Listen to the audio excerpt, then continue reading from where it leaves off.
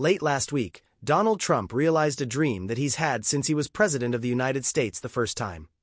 Firing the person who informed the world that his economy isn't as great as he wants to pretend it is.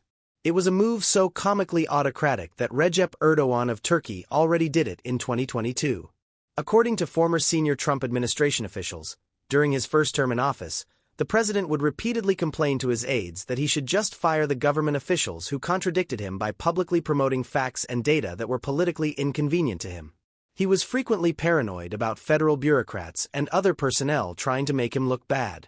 Things only got worse as the 2020 presidential election neared, when he and his White House embarked on frenzied cover-ups and propaganda campaigns, such as pressuring the Centers for Disease Control and Prevention to dial down the ballooning COVID-19 body count.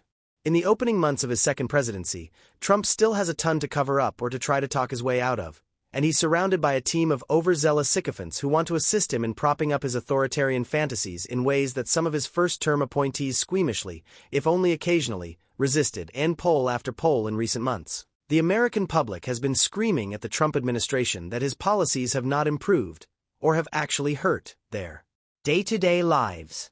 The key issue that put Trump back in the White House, a brutal economy reflecting the aftershocks of the coronavirus pandemic, an end to aid programs, and the increasingly punishing state of American capitalism, is still putting many millions of Americans through hell.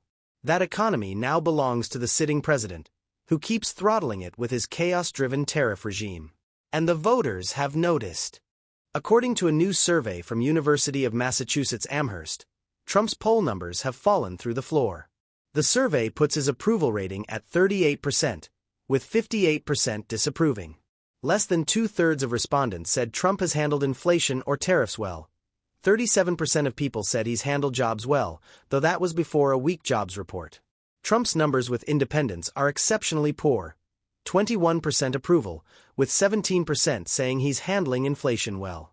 With inflation remaining a persistent problem, a weakening job market, and tariffs causing economic upheaval in the stock market and corporate boardrooms, it is no surprise that majorities of Americans believe that President Trump has done a poor job in handling inflation, jobs, and tariffs since taking office for a second time, says UMass poll director Tadish Nteta.